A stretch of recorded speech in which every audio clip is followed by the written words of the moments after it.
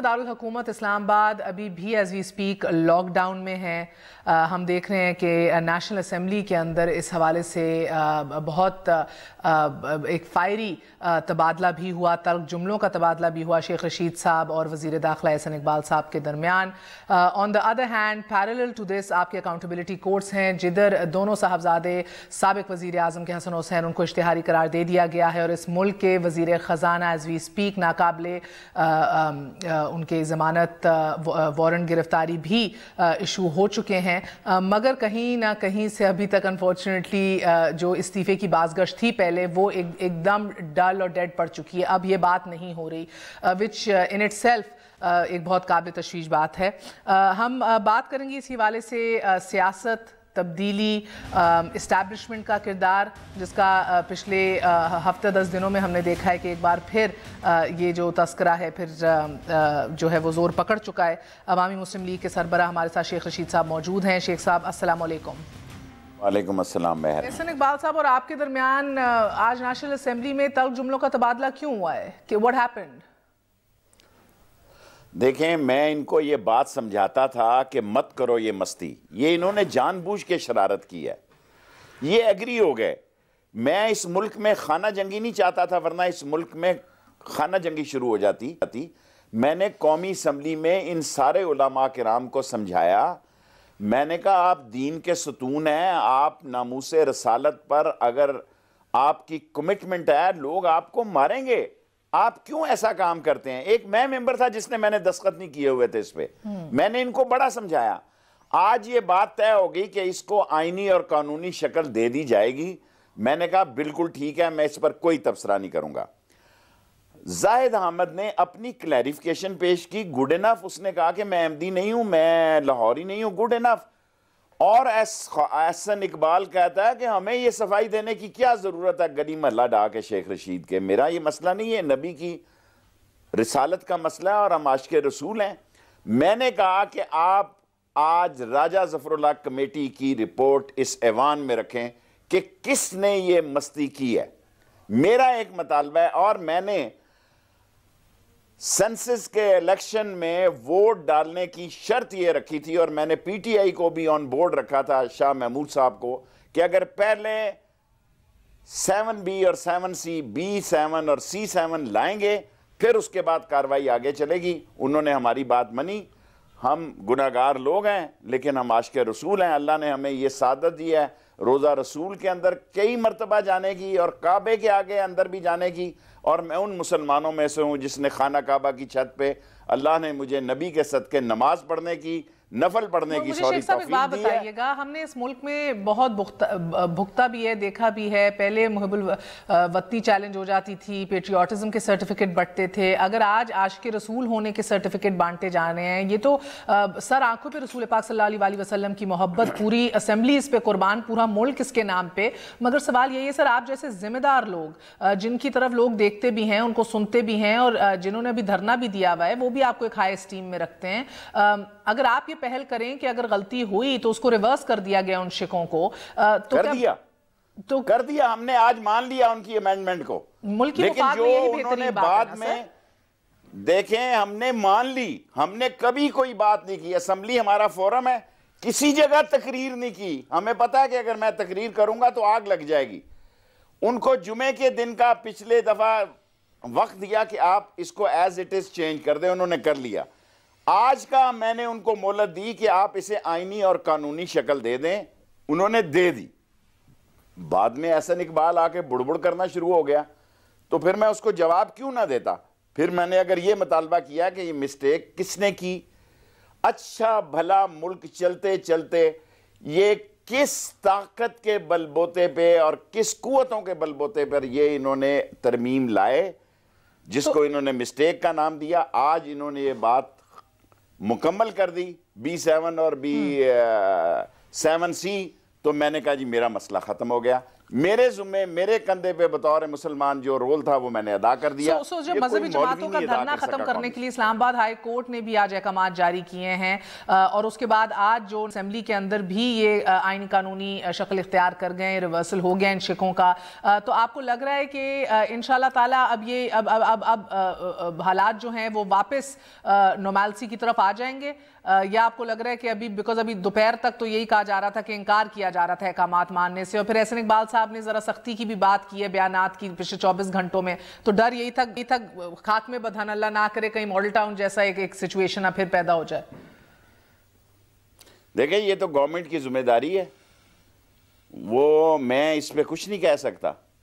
मैं सिर्फ ये कह सकता हूं कि ये गवर्नमेंट की जिम्मेदारी है, ये कट्टा इन्होंने खोला है, ये इन्होंने जानबूझकर, ये इनसे मिस्टेक नहीं हुई, ये इनकी पूरी साजिश जब आप लोग फिर ये बात कहेंगे तो फिर तो वो गुस्सा उधर और मैं तो कहूंगा होगा ना सर, मैं कहूंगा कि ये मिस्टेक नहीं थी। करें ना सर, आज मैं नहीं कर रहा, आप ना फिर ये बात दोहराए ना सर, आप भी जिम्मेदार शख्सियत हैं हमारे। आप मुझसे सवाल पूछेंगी तो मैं जवाब दूंगा, आप मुझसे कोई और सवाल पूछें मैं और जवाब दूंगा। जी बिल्कुल शेख साहब, आगे बढ़ते हैं, बिकॉज जब आप बार बार ये कहेंगे गलती नहीं थी ना, तो उधर बहुत से लोग हैं जिनके आप मुझसे ये सवाल पूछेंगी तो मैं अपनी राय दूंगा, आप और सवाल पूछेंगी मैं और बात करूंगा। बेहतर सर, अब मुझे फिर बताएं सर कि फिर आज की तो चले कार्रवाई अपनी जगह, तलखी अपनी जगह जो असेंबली के अंदर हुई, बेहतर काम हो गया, लेकिन इंतखाबात के हवाले से क्या देख रहे हैं अभी भी? बिकॉज पहले खान साहब की बात हुई, फिर हुकूमत ने बात की, एज ऑफ राइट नाउ इंतखाबात वक्त पे ही होते देख रहे हैं? बड़ा मुश्किल सवाल आपने कर दिया। देखिए आईनी कानूनी तौर पर मैं जेब में से आर्टिकल लिखा कि आपके सामने करूं, 2183 के तहत मस्ट है कि इलेक्शन फेयर हो। आज एमक्यूएम ने कह दिया कि हमें एतबार नहीं है, सेंसस पे हमारे साथ धांधली हो गई है। सो इस वक्त जब मैं आपको रिकॉर्ड करवा रहा हूं, स्पीकर साहब और सारे लोग बैठे हैं, मैं आपकी खिदमत में हाजिर हुआ हूं इस लाइव प्रोग्राम के लिए, कि वो कह रहे हैं कि हमारा 1% की बजाय जो थर्ड पार्टी ने करना है, उनका ख्याल है कि उनके वोट बहुत बढ़ गए हैं, कम हुए हैं सेंसस। सो अगर आ गई, ये मैं कौम को बताना चाहता हूं ताकि कल ये ना कहें कि मैंने धोखा दिया है। मैं असल बात बताता हूं और लोगों को मैं बुरा लगता हूं क्योंकि मैं वक्त से पहले बताता हूं। 30 डिस्ट्रिक्ट अभी सिर्फ हुए हैं, 130 डिस्ट्रिक्ट में सिर्फ 30 डिस्ट्रिक्ट हुए हैं। वो कह रहे हैं कि मई जून तक ये हम काम कर देंगे, अल्लाह करे ये कर दें। और अगर 1% या 5% नए ब्लॉक को उन्होंने टेस्ट करना है थर्ड पार्टी से, तो ये काम लंबा है।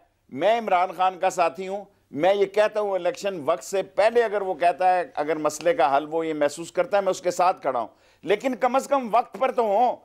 लेकिन आज का फैसला बड़ा अहम होगा, क्योंकि अगर आज ये फैसला नहीं होता तो मेरा ख्याल है फिर 2018 में इलेक्शन करवाने मुश्किल हो जाएंगे। सो फिर आपकी बात में हो जाए तो मैं कह नहीं सकता सर, फिर आपकी किक मार्च की बात आ गई, टेक्नोक्रेटिक सेटअप की बात आ गई। आप मुझे बताएं, जो मैं केयर टेकर कभी बात नहीं करूंगा। मैं किक मार्च की इसलिए कर रहा हूं कि मेरे नोटिस में है बहुत सारे लोगों के अहम केसेस जो हैं। देखें, इस मुल्क में मजाक नहीं है, इस मुल्क में मजाक नहीं है कि इस मुल्क का वजीर खजाना और नवाज शरीफ का रिश्तेदार वो ECL में आया है। इस अभी नहीं आया सर, आज नायब ने दरख्वास्त की है इंटीरियर मिनिस्ट्री को कि उसका नाम ECL में डाल दें। ओके, अब वो तो मुल्क से बाहर है, पहला तो सवाल ही उठता है आएंगे वापस कि नहीं आएंगे, डालना पहले ही चाहिए था। ओके, मैंने लोगों से सुना असेंबली में, मैं माफी चाहता हूँ। इस मुल्क के वजीर खारजा पर यह केस चल रहा है कि उसके पास गैर मुल्की कायम है। इस मुल्क के वजीर दाखिला पर यह केस चल रहा है कि वो जनाब अली उसके पास सऊदी काम है। इस मुल्क में अहम हजरात और अफराद जो हैं वो अपने कायमे ठीक करवा रहे हैं। मैं ये डॉन पे आपके प्रोग्राम में खबर दे रहा हूं, 35-40 अफराद मेरे नोटिस में है, मेरे मेंबर हैं। मुझे हया आती है कल ये ना कहे कि मैं जनाब अली कोई मुखबर बन गया या मैंने ये नोटिस में ऐसे क्या मुराद है? मैंने कहीं ना कहीं आपको सुना, आपने कहा आपके पास लिस्ट भी मौजूद है। अब ये लिस्ट किसने दी है आपको सर? ये लिस्ट मेरे साथ खुद बात करते हैं। ये मैं उन कायमों की बात नहीं करता, वो बंदे हैं जो नाराज हुए हैं। 188 मेंबर हैं PMLN के, राइट? और 188 में से 35 जो हैं वो मखसूस नशिस्तों की हैं, उनको परे कर दें। 40-50 MNA की लिस्ट मैं दे सकता हूं, कोई मैं मजाक नहीं कर रहा। 40 पे मैं कायम हूं। अब तो लोग ज्यादा बातें कर रहे हैं कि जो पीपल्स पार्टी के नहीं, नून के हैं, लेकिन वो फासले पे हैं और इनमें वज़रा भी शामिल हैं। अच्छा, तो फिर 2 सवाल है ना, और ये हाँ जी, 2 सवाल है ना। एक तो मेरा पहला बनता था, जो मैं बाकी जेन्युइनली सोच रही थी कि लिस्ट दी किसने, कहीं उन्होंने, आपने पूछा आपको कौन ये बताता है? हाँ, जिस तरह मरियम ने कहा ना कि हमने तो उनका भी मुकाबला किया जो नजर नहीं आते। मैं मुल्तान में गया हूं, मैंने सुल्तान इजरा से खुद राब्ता किया। मैं मुल्तान में गया हूं, मैंने खुसरू बख्तियार से खुद राब्ता किया। मैं मुल्तान में गया हूं, शेख सलाउद्दीन से शेख साहब से मैंने खुद राब्ता किया। मैं मुल्तान में गया हूं। मैं अगर आपको कहूँगा तो एक ये लिस्ट पड़ी है, ये रज़ा हयात से मेरा ज़ाती दोस्त है, खुद राब्ते में हुआ हूँ। गुलाम बीबी से मैं खुद राब्ते में नहीं, लेकिन राब्ते में हूँ। सिकंदर बोसन से कहा हूँ, मोहम्मद खान डहा से गया हूँ, मियाँ इम्तियाज़ से गया हूँ, असलम बोदला से गया हूँ, चौधरी अशरफ से गया हूँ, चौधरी नज़ीर से गया हूँ। इनसे मैं मिला नहीं, लेकिन मैं दोस्तों के ज़रिए, अली गर्देजी से, ये पूरे 40 बंदे मेरे पास लिखे हुए हैं। मैं और सर, मजाक इनमें नहीं से बहुत करता। से ऐसे हैं जो सिर्फ मेरा इंडिपेंडेंट प्रॉब्लम जीते ये हैं है, और उसके बाद नून में गए हैं। बहुत से ऐसे हैं कि जो हवा का रुख बदलता है और सेट होता है तो अल्लाह तयन आपका करते भला हैं कहाँ करे, जाना है। अल्लाह आपका भला करे। मेरी आपने जान छोड़ी, अल्लाह आपका भला करे। वरना ये सारे लोग मुझसे खफा होते, क्योंकि लोग ये जागर पाने बैठे हैं कि किधर जाना और किधर नहीं जाना। तो फिर ऐसे लोगों के बारे में अभी क्या ही कहना सर, कि अभी जो मैं तो कहती हूँ कि जो आगे भी ऐसे ही लोगों ने जीत के आना है। मैर मेरी बहन, आगे भी ऐसे लोगों ने जीत के आना है।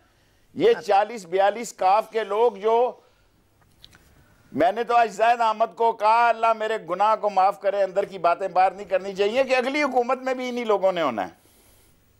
अच्छा, अगली हुकूमत में भी इन्हीं ने होना है, लगारियों ने, अवैस लगारी ने। शिकवा नहीं है, एज लॉन्ग एज वोटिंग हो, डेमोक्रेटिक डिस्पेंसेशन हो, एक ड्यू प्रोसेस के तहत यही आए। देखिए मेरी बात सुने, इस मुल्क के सिस्टम में मेलसी को वोटें दे देता है, खिची को देखते हैं कि किधर वोट, 10-20 हज़ार पार्टी के वोट चाहिए, टवाणों को दे देते हैं, राइयों को दे देते हैं, जाटों को दे देते हैं। और मैं अब कितनी दूर अपने कपड़े खुद मैं क्यों पोस्टमार्टम करूं अपना? इस मुल्क का फरसूदा और बदबूदार निज़ाम जो है, इसमें अक्सरियत राय से लोग हुक्मरानों के साथ चलते हैं और ये पटवारियों और पुलिस की सियासत करते हैं।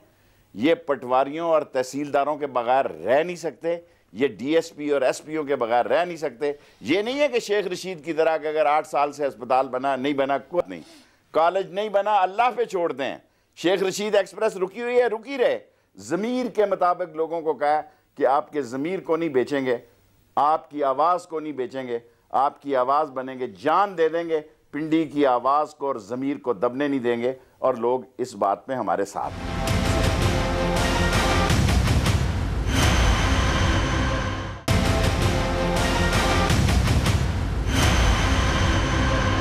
सर, मियाँ साहब जब कहते हैं कि एहतसाब को कहीं और से कंट्रोल किया जा रहा है और कोर्ट अनकोर्ट की ये सज़ा दी नहीं जा रही बल्कि दिलवाई जा रही है, तो एहतसाब को अगर कहीं और से कंट्रोल किया जा रहा है तो फिर तो कहीं ना कहीं अगर उनकी बात को मान लिया जाए तो फिर तो कहीं ना कहीं ऑफ कोर्स मंतक और एंड जो एक हदफ है वो तो फिर इलेक्शन ही है ना कहीं से एक मैनूवर्ड या एक कंट्रोल्ड सो टू से इलेक्शन हुआ जाए।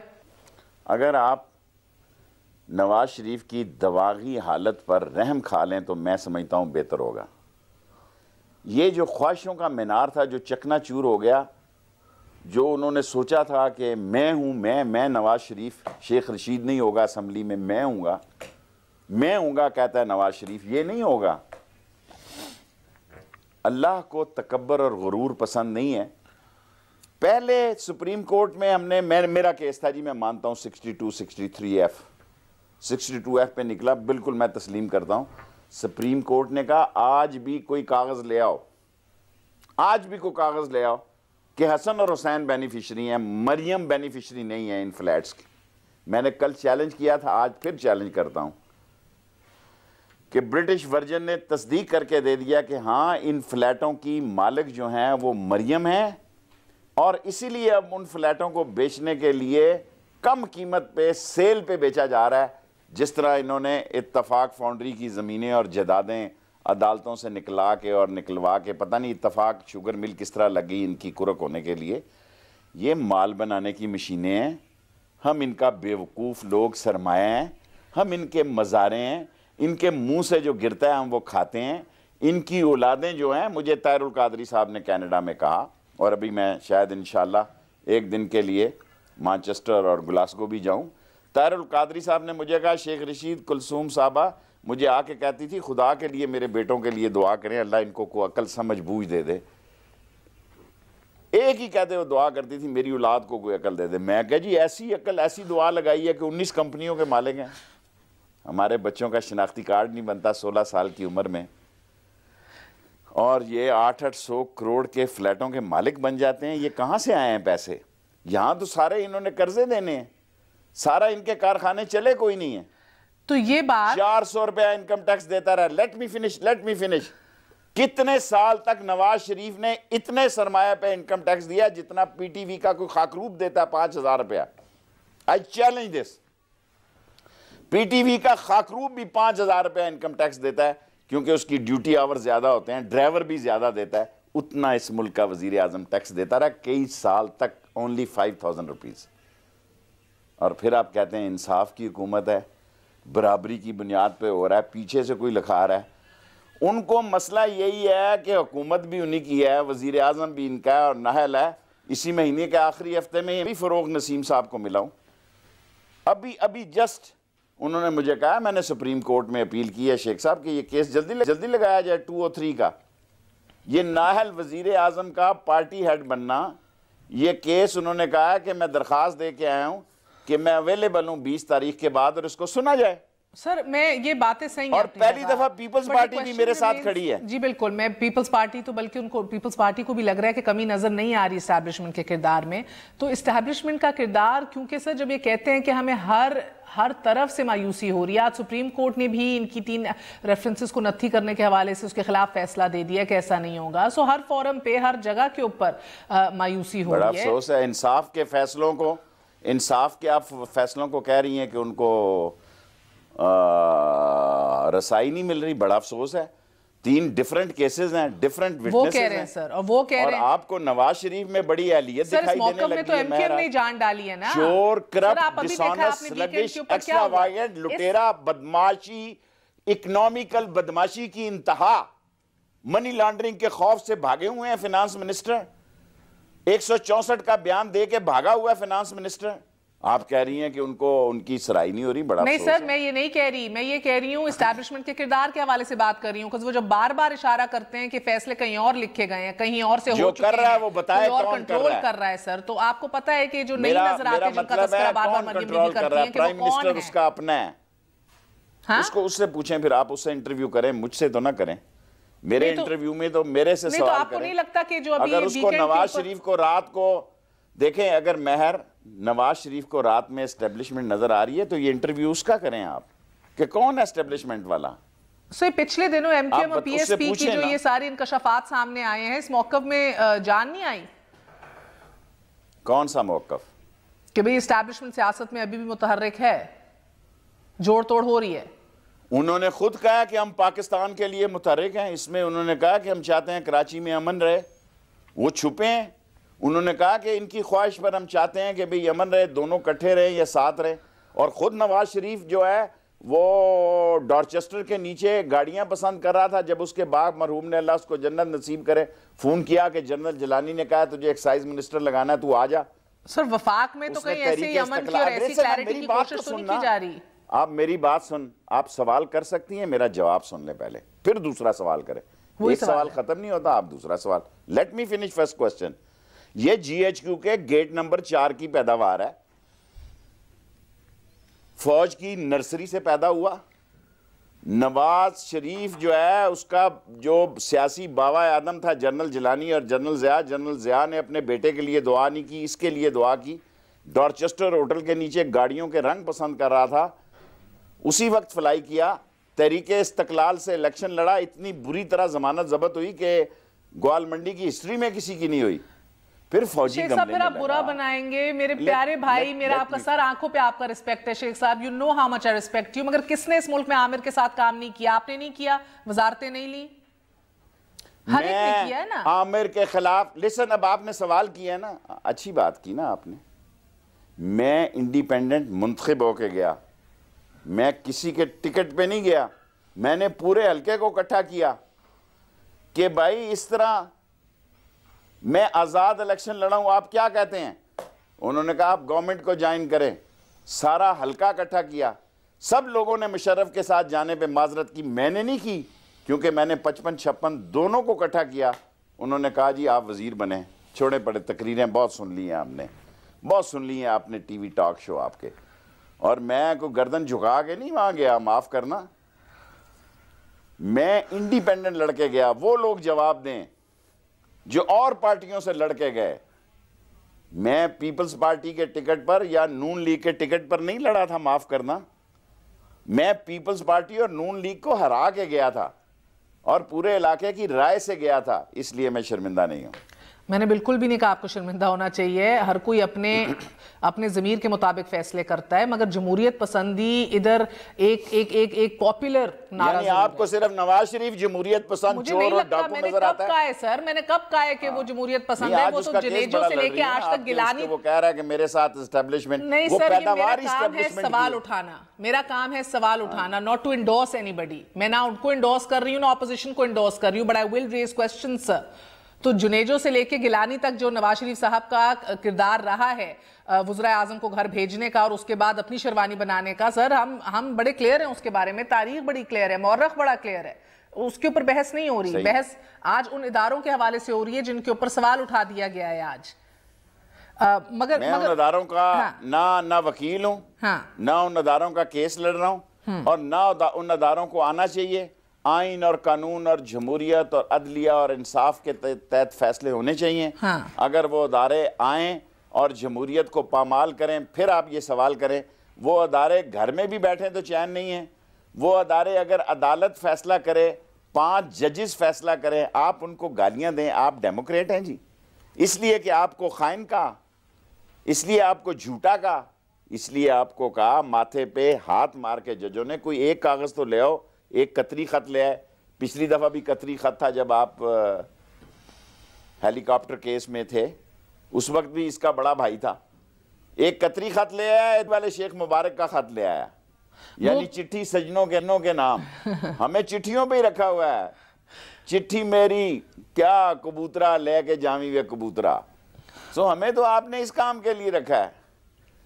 सर गो के फैसले भी और भी महफूज हैं, लेकिन क्या आपको लग रहा है आला अदालत के रवैये में 2 बड़ी सियासी जमातों के हवाले से कोई तफरीक है? खुल के आप सवाल करें, बड़ा खुल के सर। ये जो मरियम बीबी और ये पूरी नून लीग कहती है कि भाई ये तफरीक की जा रही है रवैयों के अंदर, सलूक के अंदर। देखें, आपने खजाना लूटा है, हाँ, आप चोर हैं, आप खाइन हैं, आप हमारी दौलत लूट कर बाहर लेके गए हैं। हाँ। अगर आप ये तरीके और सलीके से सवाल पूछ रही हैं तो मैं समझता हूँ कि इमरान खान के केस में जमाइमा ने बहुत ज़बरदस्त डॉक्यूमेंट्स दिए हैं, वो हुक्मरानी में भी नहीं रहा। हाँ। इसके बावजूद जो सुप्रीम कोर्ट ने फैसला देना है वही होना है, और मुझे लगता है ऐसे है कि इंशाल्लाह बेहतर फैसला होगा। लेकिन इमरान खान खुद कहता है कि जो सुप्रीम कोर्ट फैसला देगी मुझे कबूल है। उसने ये तो नहीं कहा कि मुझे क्यों निकाला, खुदा ना खास्ता, उसने तो खुद एक्सेप्ट किया कि जो सुप्रीम कोर्ट कहेगी मेरे लिए काबिल कबूल है। इससे बड़ी और क्या बात हो सकती। तो और हसन हुसैन को जो अब इश्तिहारी करार दे दिया गया, आपको ए वो वापस आते दिखाई दे रहे हैं, बी क्या बैरून मुल्क बैठ के कोई कार्रवाई होती दिखाई दे रही है? मुझे नहीं पता, मैं इतने छोटे लेवल पे नहीं जाता कि ये सारी दौलत लोग बच्चों के लिए इकट्ठी करते हैं। हाँ। और वो पाकिस्तान क्यों आएंगे जी? मेरा नहीं ख्याल इसहाक डार भी आएगा। हाँ। मेरा नहीं ख्याल उसके बेटे। मैं इल्ज़ाम लगाना चाहता हूँ आपके प्रोग्राम में।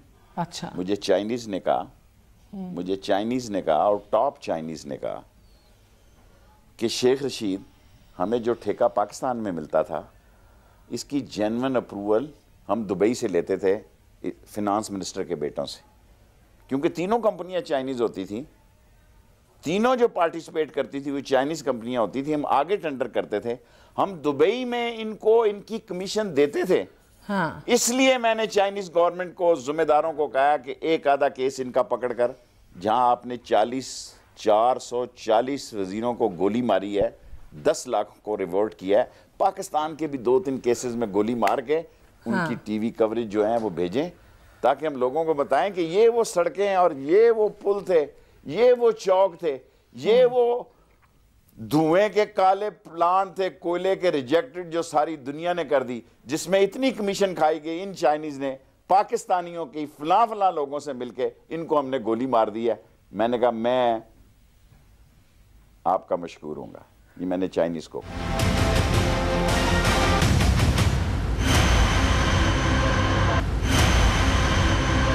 ये ऑलमोस्ट 1.5 अरब रुपए का हुदैबिया पेपर मिल्स केस जो वापस रीओपन हो रहा है, इसके अंदर अब वो वादा माफ गवाही मुलजिम का स्टेटस वापस इख्तियार कर गए हैं डार साहब। तो सर ये जरा समझाइएगा कि पहले भी आप कहते रहे वादा माफ गवाह बनेगा, वो पहले भी मुकरे, अब एक बार क्या फिर आपको बनते हुए दिखाई दे रहे हैं? क्या होते देख रहे हैं? एक्चुअली हम इधर एक पॉपुलर मौकफ यही है कि शायद डार साहब वापस ना आए, तो मुझे तो समझ नहीं आती कि नैब अब क्यों ECL में उनका नाम डालना चाह रही है। अब पछतावत क्या होगा जब चिड़िया चुग गई खेत। मगर उससे ज्यादा क्यूरियोसिटी मुझे इस बात की होती है सर कि पूरे 90 की दिहाई में इतनी कुर्बतें और आप इतने करीब मियां साहब के, आपको कभी भी शक नहीं हुआ कि ये हुदैबिया पेपर मिल्स के थ्रू मनी लॉन्ड्रिंग की जा रही है और अरबों रुपए की मनी लॉन्ड्रिंग है और बाहर अपार्टमेंट्स खरीदे जा रहे हैं? At any point in time protection of economic reforms act 92 का जो ये लाए, उससे खुद जो बेनिफिट हासिल किया हाई कोर्ट्स वगैरह से, कहीं भी आपकी जरा घंटी नहीं बजी जहन में? मैं इन्वेस्टमेंट का मिनिस्टर था, इन्होंने साक को मुतारफ कराया, मेरी जगह इन्वेस्टमेंट मिनिस्टर लाए, मैं सिर्फ इंडस्ट्री मिनिस्टर रह गया। इसहाक डार ने मेरे सामने नवाज शरीफ को कहा कि शेख रशीद ने ना कर्जा लेना है ना देना है, इसको इन चीज़ों के चौंचले नहीं आते, तुम इसलिए लेके आए हो इसहाक डार को कि शेख रशीद को इस बात की समझ नहीं है, उसने अकाउंट इधर से उधर उसको मुंतकिल करने नहीं आते। और सच बात है कि जिस दिन पनामा आया, खुदा गवाह है, मुझे नक्शे में पनामा नजर ही नहीं आ रहा था ये किधर है। और ये बड़े चालाक लोग हैं, बिजनेसमैन, समझदार लोग हैं, ये समझते हैं। हालांकि खुद नवाज शरीफ ने मुझे 1-2 दफ़ा ऑफर की कि यार शेख रशीद तूने कुकार, मैंने कहा जी ना मेरी बीवी ना बच्चा, मैं गुजारा कर लूँगा, मेरे अखराजात ज़्यादा क्या है, सिगार है और रोटी है, कपड़ा है, कोई मसला नहीं है। ये पंजाबी में कहते हैं मज्जा दियां भैणा होंदियां। ये अपनी सोसाइटी, ये सारे बिजनेसमैन ओरिएंटेड पॉलिटिशियन हैं। मैं करंट इशू पे आता हूँ, मुझे पुरानी तारीखों का नहीं इनका पता, कि मुझे ज़िम्मेदार अफसर ने बताया कि शेख रशीद इसहाक डार ने, जो मुझे हो सकता है ये मेरी इतला गलत हो, मुझे आज किसी ने कहा कि वो प्राइम मिनिस्टर के जहाज पे बैठ के लंदन गया है। वो आम जहाज पे भी जा सकता था, ECL पे था नहीं, वजीर खजाना था। मैंने फौजियों को कहा कि तुम नेशनल सिक्योरिटी की मीटिंग करते हो और एक ऐसा शख्स तुम्हारे साथ बैठता है जिस पे फर्द जुर्म लगी हुई है।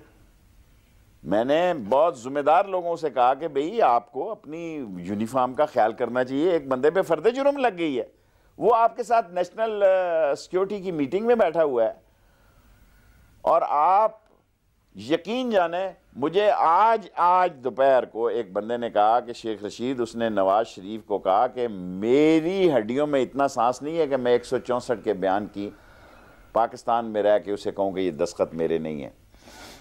और मैंने शेख अजमत साहब को, जस्टिस शेख अजमत साहब को कहा कि आप मेरे शहर के नामवर वकील भी रहे हैं, इस शहर में लातादाद लोगों को फांसी हुई जिन्होंने 164 के बयान में अदालत में जाके कहा जी बदमाशी हुई, हमें मारा गया, मेरे भाई को पकड़ के ले आए, मेरी बहन को पकड़ के ले आए, फलां हुआ, इसलिए मैंने कोर्ट में ये बयान दे दिया। जज ने उसको फांसी दी, उसने कहा भाई वो हमारा मजिस्ट्रेट था जिसके सामने तुमने बयान दिए।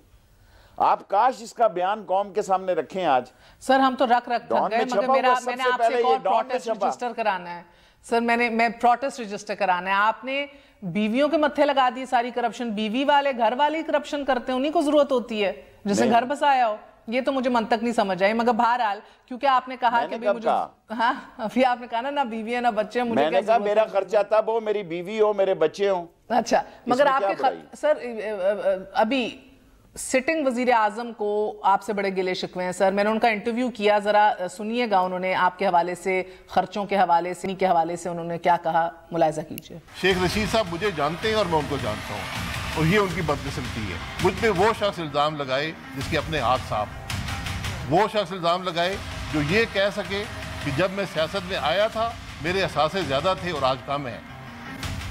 जी सर, ये बात ठीक है, मेरे सियासी असासे कम थे, मेरे ज्यादा हैं। मैंने ब्लू एयरलाइन नहीं खड़ी की 747 बेच के, और मेरा मुंह ना खुला है। LNG का केस जो है ये उस जगह इसको ले जाएगा जहां इसकी आवाज नहीं सुनाई देगी। बदनसीबी ये है कि इस वक्त ये मिला हुआ है, लोग एस्टेब्लिशमेंट के इल्जाम इधर उधर लगाते हैं। मैं तो इसको नवाज शरीफ से खिसका हुआ आदमी समझता हूं। कोई शक नहीं है कि मेरी हालात बहुत बेहतर हैं, और मेरा कोई जॉर्डन में मेरा वालिद एयर कमोडोर नहीं था, कोई शक नहीं है। मेरा वालिद सिल्क और हल्दी का काम करता था, आम इंसान था, और मुझे कोई इसमें तौहीन नहीं होती ये कहते हुए कि मैं इस पाकिस्तान की सियासत में वो सियासी वर्कर हूं जिसने स्कूल में बचपन में कैद काटी, FA BA MA जेलों से किए, और मैंने इस मुल्क की सियासत में एक भी सियासतदान ऐसा नहीं है जिसने हरीपुर में सुबह बच्चों के साथ ड्रिल करता हो बतौर कैदी इलाने ताशकंद में। सर अलमिया ये है ना, कोई एक भी अलमिया ये, चाहे चौधरी निसार हो, एतजाज एहसन हो, दोनों कहते हैं हमारे मुंह ना खुलवाओ असेंबली में खड़े होकर, और कख नहीं होता। चाहे वजीर आजम और शेख रशीद हो, दोनों कहते हैं अपनी जगह पे हमारा मुंह ना खुलवाओ, और कख नहीं होता। मैं तो इतनी लड़ाई लड़ सकता हूं मेरा एक वोट की अवामी मुस्लिम लीग है। मेरे आज दफ्तर पे लाहौर पे इन्होंने कब्जा कर लिया, मैं नहीं लड़ूंगा, मैं किसी और जगह चला जाऊंगा। आज मैं कोर्ट में सुबह पेश हुआ, दोपहर को आया यहाँ पे खत्म नबूवत पे वोट डालने के लिए। फिर आप कहेंगे कि आप मजहबी बात करते हैं, कि मैं रात को निकला, धुंध थी, 9 बजे की फ्लाइट जो है वो 12-1 बजे जा रही थी। मैं रात को गया, सुबह 9 बजे अदल इकबाल जो है लाहौर में, वहाँ मजिस्ट्रेट के सामने पेश हुआ, वहाँ रिपोर्ट दी कि मेरे दफ्तर में ये गुल्लू भट्टों ने कब्जा कर लिया लाहौर अवामी मुस्लिम लीग के, और वो रिपोर्ट दे के मैं सीधा आया ताकि मैं इधर वोट दे सकूं और बात कर सकूं। बाकी ना हो तो मैंने ठेका नहीं लिया हुआ सारी कौम का। जितनी जिम्मेदारी कौम ने मुझ पर डाली है मैंने उसकी अदा की है। अच्छा, मुझे एक बात बताइएगा सर, ये नैब को अब नेशनल अकाउंटेबिलिटी कमीशन में तब्दील करना चाह रहे हैं। 19वां इजलास हुआ है कल, फिर भी कोई कंक्लूजन या सेंसस नहीं बदकिस्मती से पॉलिटिकल पार्टीज उसके ऊपर आ सकी। और आपको पता है कि इशू पहले था 13वें सेशन तक सारे यक जबान थे और यक मौकफ थे कि जजेस और जनरलों का भी अक्रॉस द बोर्ड अकाउंटेबिलिटी होनी चाहिए और इसमें इंक्लूड होना चाहिए। और एकदम यकायक 13वें इजलास के बाद यू टर्न लिया PTI ने भी, MQM ने भी, पीपल्स पार्टी ने जो भी विड्रॉ किया, फरतुल्लाह बाबर ने अपना रेजिग्नेशन टेंडर कर दिया। आपका जाती मौकफ क्या है सर? मैं इसका मेंबर नहीं हूं और सारे पाकिस्तान की जमातों का मैं स्पोक्स पर्सन नहीं हूं। मैं इमरान खान की हद तक आपको जवाब दे हूं, वो मेरा दोस्त है और मेरी अपनी पार्टी है, और मैं ये समझता हूं कि जो आज आप सवाल कर रही हैं वो बड़े अजीब सतह पे कर रही हैं। मैं समझता हूँ एहतसाब का अमल है, फौजियों में कोर्ट मार्शल होते हैं लोगों के, जजेस का अपना अमल है, और ज़रूरी नहीं है कि सिर्फ सियासतदानों के हों। जो लोग उस कमेटी में हैं उससे आप सवाल करें। मेरा प्रॉब्लम यह है कि मेरा टाइम होता है 38-40 मिनट, 37-38 मिनट। हाँ। कोई आप PTI के सवाल ले आती हैं, कोई उसमें फौज के सवाल ले आती हैं, कोई उसमें भाई आप मुझसे भी पूछे, मैं क्या कहना चाहता हूं? मैं ये कहना चाहता हूं कि इस मुल्क के लोग जागे। इस मुल्क में, इस फरसूदा निजाम में लोगों को सिर्फ एक रात, दुल्हन एक रात की तरह वोट डालने के लिए इस्तेमाल किया जाता है, बिल्कुल नारे मारने के लिए आई एग्री विद यू, क्योंकि मैकेनिज्म नहीं है, सिस्टम नहीं है। मैं सिस्टम की बात कर रही हूँ, अकाउंटेबिलिटी मैकेनिज्म की बात कर रही हूँ, तो आप बुरा मना रहे हैं, जबकि आपने तो अलम उठाया है। आप तो सुप्रीम कोर्ट गए, आपने पैनामा के ऊपर इनिशिएटिव लिया है सर, आपकी तो कामयाबी है।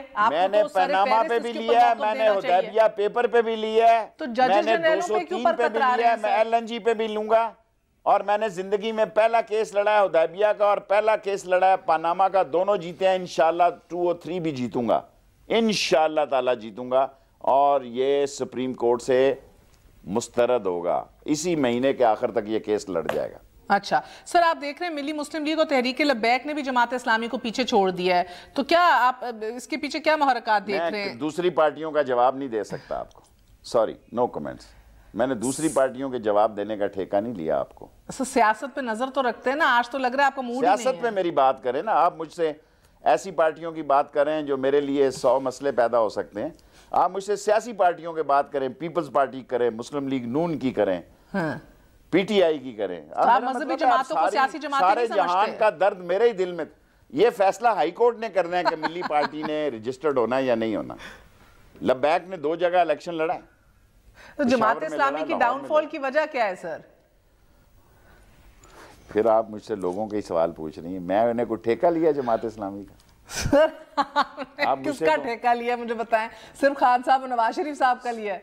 सिर्फ खान साहब, सिर्फ खान साहब। अच्छा, तो मैं तो जानना चाह रही हूँ, समझना चाह रही हूँ ना, कौमी धारे में नेशनल मेन स्ट्रीमिंग करने आपको सब समझ है, आपको सब समझ है, आप मुझे वैसे ही घेरना चाह रही हैं। मैं क्यों घेरूंगी आपको? मेरे लिए मसाइल पैदा, मुझे क्या लगे कि जमात इस्लामी की, मैं तो कहता हूं जमात इस्लामी पॉपुलर पार्टी है। अच्छा। तहरीक इंसाफ को उसके साथ इत्तेहाद करना चाहिए, तहरीक इंसाफ को रिलीजियस पार्टियों के साथ इत्तेहाद करना चाहिए। आप मुझे फंसा रही हैं, पहला सवाल ही ऐसा कर रही हैं, उसकी डाउनफॉल क्या? मैं तो कहता हूं जमात इस्लामी की कोई डाउनफॉल नहीं। जबरदस्त जबरदस्त सर। फिर बताइए कि जरदारी साहब अब मुलाकात नहीं करना चाह रहे नवाज शरीफ साहब से, फोन कॉल भी नहीं अटेंड कर रहे, और ये बात तो इधर थी कि भाई कहीं ना कहीं डील है, कोई बात है, कहीं ना कहीं आप रिवाइव होते देख रहे हैं अंडरस्टैंडिंग को इलेक्शन से पहले? देखें, ये वक्त खत्म हो चुका है पाकिस्तान में कि कोई किसी से राब्ता करना चाहे तो राब्ता नहीं हो सकता। हाँ। इस मुल्क में हाथी के दांत खाने के और होते हैं और दिखाने के और होते हैं। आज पीपल्स पार्टी के सारे मेंबर वहां मौजूद हैं नवाज शरीफ की इस को वोट करने के लिए। एक बंदा भी गैर हाजिर नहीं सिवाय खुर्शीद शाह के।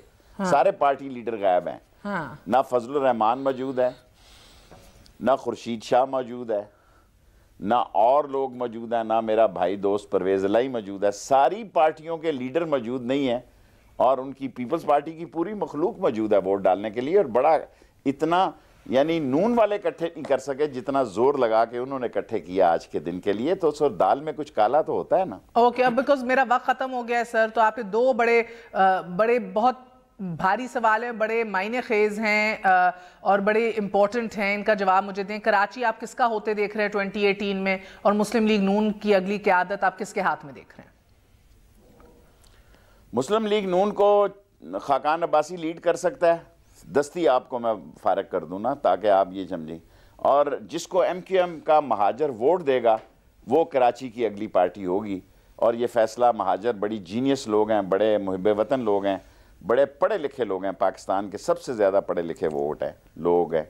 वो जो फैसला करेंगे उसी वही पार्टी असली महाजर की पार्टी होगी।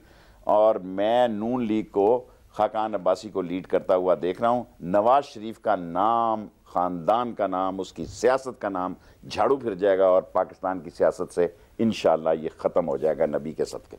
बहुत बहुत शुक्रिया शेख साहब, आपसे माज़रत चाहती हूँ अगर आपने किसी से बुरा मनाया। हमारा काम है सवाल रखना, हम घेरने की कोशिश नहीं करते, मगर बहरहाल ये ज़रूर देखते हैं कि माजी के जो सनसनीखेज हमने ट्रेलर्स देखे हैं मुदाखलतों के, उनका कहीं सीक्वल ना हो रहा हो, क्योंकि बाज़गश ये हो रही है। अल्लाह ना करे। दैट बीइंग सेड, अपना ख्याल रखिएगा। गुड नाइट, अल्लाह हाफ़िज़।